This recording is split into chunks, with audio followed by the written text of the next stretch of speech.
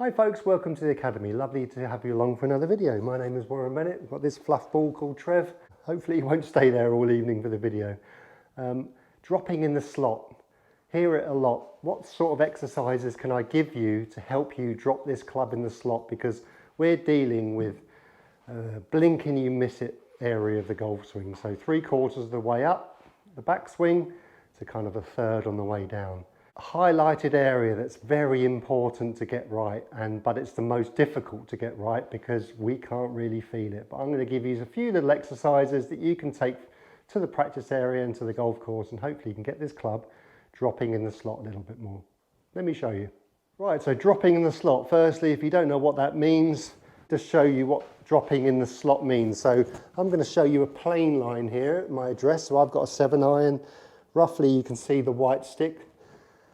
When I take the club back, you'll be able to see the white stick is determining my plane line for a 7-iron. Obviously a driver is going to be a bit further away from you, so the plane line is going to be a bit flatter.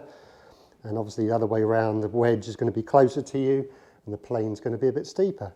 So that's why Bryson DeChambeau has the same club length. If you're not sure, he has all his clubs are 7-iron length, I think, apart from his woods, I think. So anyway, stop rabbiting. I would say if you can get it a little bit steeper on the way back, but you want this club to be kind of mirroring this plane line on the way down. There's obviously a kind of a little bit either side that's acceptable. But what I would say, you'd rather be this side of the fence, especially if you're an over-the-topper, than this side of the fence. So this has been told for decades and decades. They're always talking about this club getting behind them on the way down. It looks behind, but it's not, it's actually on plane. What people try and do is, because the club and the ball is out in front of you, there's a need to go out to it. But for golf, you want to try and separate that. You want to try and get this side first to allow the club to do the work second. So let me show you some exercises to help that. So away from a golf ball, you can do this in your back garden, baseball swings. So baseball swings when the club is a little bit out in front of you at the top, like up in the air I mean, and what you're doing, because what this is going to do is going to give you a real effective arm swing. And then your arm swing sitting out in front of you, you can see my elbows right out in front of my hip. You can see the club is nice and flat there. Obviously we don't hit a golf ball high up in the air. In some ways that would be easier because I think people would stop coming over the top if that was the case. But obviously we are inclined on the floor, so that has obviously no relevance about what we do on the when the ball's on the floor, but it gives you a feeling of being able to introduce a bit more of a flat golf swing. You can kick your knee in like a normal golf swing as much as you can, but you're really trying to get this right elbow, as you can see from the front. Naturally it sits under my left arm, not over the top. So it really gives that club a chance to sit back behind you, and then from there you can let go. So, you know, like Ben Hogan always said, the golf swing's a sidearm throw in baseball. But I'm going to give you that kind of chopping the tree type of look. So I remember that statement being said to me when I was a teenager. Like golf swings like getting an axe and chopping a tree. Bang! If you go that way, there's no power at all. So you want to really get as much as you can. I'll put a couple of slides up, one being Hogan, I think. I can't remember, was it Mo Norman was doing the other one? But Hogan's exercise and feel was like this. Looks like the club's stuck behind you, but from there the club centrifugal force gives you that power automatically. You don't want this club to go this way. So that's an exercise you can do in the garden. Baseball swings, nice and flat. But you're really feeling your right elbow. It's exaggerated obviously, but you're really feeling this right elbow really out in front of you. Then whip it. Then you can slowly bring the club down, keep on swinging, and create a nice little whip. Because the more whip you have, the more your elbow and your hands and arms are in the right position. If there's no whip, if it was the other way, I can't create speed from there. You can turn the club around and do it with one hand. And try and create some whip down there. Because if I wasn't creating it, and if I was casting it, you can't create that whip and that sound.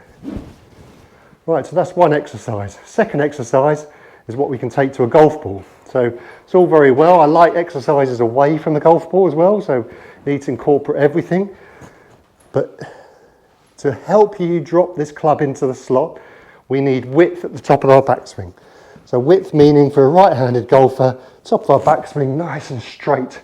Because if you just pick it up and you're narrow like this, there's no way for your arms to go. So you're going to have to create speed by chucking the club outside. So keeping this arm nice and locked and keeping it nice and wide at the top of the backswing. If there's no connection here, and back in the day, and I've said this on previous videos, back in the day I used to put the old towel under the arm. Good if you're only swinging it to about here. But after that, it feels like you're connected, but you've got nowhere for your arms to go. Bang, over the top. Remember, connection needs to happen just before impact, not before it. So twist, and I call it the 3 juggle balls. You're practicing these balls to juggle. So difficult, but you're practicing these 3 swing thoughts of the backswing. Head, twist, arms. So it's difficult. Head, twist, arms, head, twist, arms, head. And after a while, you don't think about it, but initially you've got to kind of think about the 2 and then add a 3rd one. That's why you want to do exercises away from the golf ball. It's much easier to blend. So what I mean by that is a twist, keeping the head still, arm. Twist meaning coiling your belly button, letting your legs move, letting your right pocket go back a little bit. Twist, head, arms. Now you're in the position to drop in the slot without you thinking about it. Difficult, because remember, just a word of warning, pulling down is not the right feeling. The club and your arms do need to go down a little bit more, especially if you're over the top and the club's going this way. But remember, I want to give you the position so this happens automatically on the first tee when your legs are shaking. And it happens mainly, you can introduce and layer a little bit more drop down into your swing, and over a period of time hopefully that percentage will get more and more and more without you thinking about it. So coil, head still, width, and then that gives you the room for this club to drop and release. And the release will happen because of the Hogan swings, remember the baseball swings, really feeling this right arm. If I've got a mirror, you can really see this right arm so far under my left. You can see the opposite, wrong, under. Okay, so that's a really big one to drop in the slot. And I'm going to give you the 3rd one, because I can't give you too many, but this is another one to feel as well. This is more club head now. So this is just to give it a fine little kick into touch to make sure it's done correctly. So you can still think of the other things.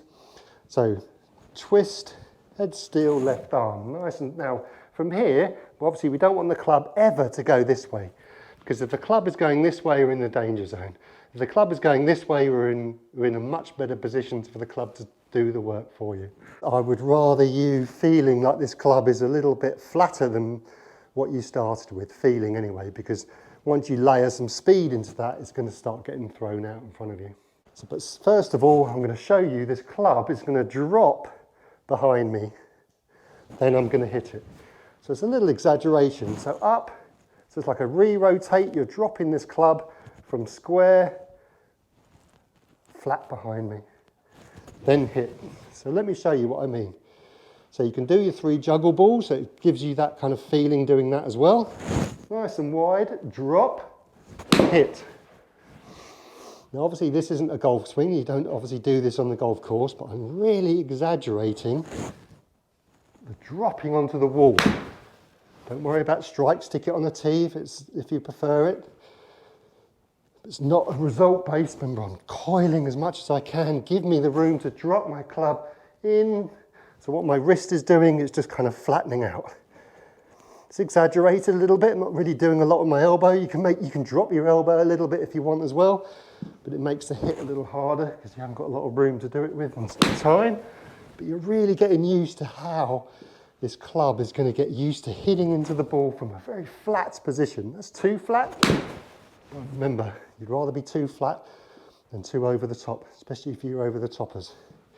It's an absolute fantastic exercise. It's basically everyone is what's called shallowing. Now obviously we can't hit a golf ball like that You can break these little different feelings down. So what I mean by that, let's say if that's drill 1 for shallowing. Drill 2 might be, we're not going to stop this time, but we're going to do it nice and slowly. There we go. Backswing, coil wide, drop. You can see there's no speed to that at all. Really kind of giving myself some awareness time while I'm in motion. Up, drop, as much as I can. Remember there's a wall, I did a wall exercise. So like you're missing the wall, coil, drop. Oh, that was nice. Really as flat as you can, folks. As flat as you can. Drop behind you. There's only so much range of motion your wrist can do. That's about as far as I can go. So remember, you're that way. The more you speed up, the harder it is to do, because obviously it's a blink and you miss it. But remember, you're trying to introduce a bit of Sergio here. Right, let's speed it up a little bit. Let's say that was 30%. Let's go 60. Don't worry about strike too much. If it's new, you may take a bit of time to get the strike right and the timing right. Do some breakdowns, and then breakdowns are really good because you can work on your backswing as well. Nice and wide coil. Look at how wide I am. Drop, release. Whew. It's hot in here today. So, baseball exercises, flat. Left arm under, you can see if I had a club, it's pointing down there. Keep my elbow, keep my right elbow underneath my left as long as I can. Look where this club's falling. And then from there, get rid of it. From there, get rid of it. Backswing, right as under as you can. Not your golf swing, remember? You're just doing it flat baseball swings. Then you can arc it down as much as you can from there to the ball.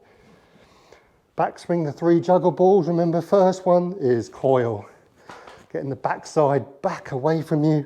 Twist your belly button, keep your head nice and still is the second one. And then left arm straight, keeping the right arm nice and soft, but it's now out in front of you. It's not back here, and it's not narrow. And then the third one is getting the club, just giving the club a little reminder if it's used to be going this way, to fall back behind you. And then you get on the first tee, what do you think of?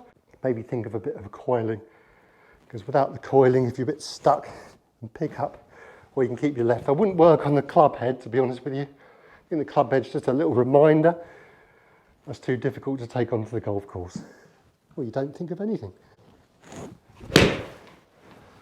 Yeah, so thanks everyone. So remember, the golf swing's kind of a blend with all these different things, and it's difficult because, you know, it's a 1.5 seconds, 2 seconds, and it's all over. And especially on the golf course, difficult because we've got a target out there beckoning us, and it's just kind of pulls us back into old habits as well. And obviously different lies and temperatures and kind of conditions, weather conditions. So, but always start from mechanics. And if you've got good mechanics and if you've got continuity in your practice, you can be able to kind of keep that consistency longer than probably previous.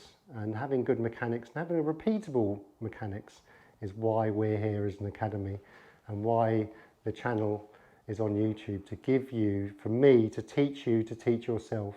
And remember, the best golf teacher in the world is the golf ball. And I'm here to teach you why that golf ball does what it does. But if you're not sure, please comment. Please give me a question. I'll do my best. I'm doing my best to answer all the questions. And yeah, so I'll see you next Friday. So lovely to have you along. Thank you very much for your support. And from myself and Trev in the corner there, we'll see you next Friday. Good golfing, everyone. Cheerio.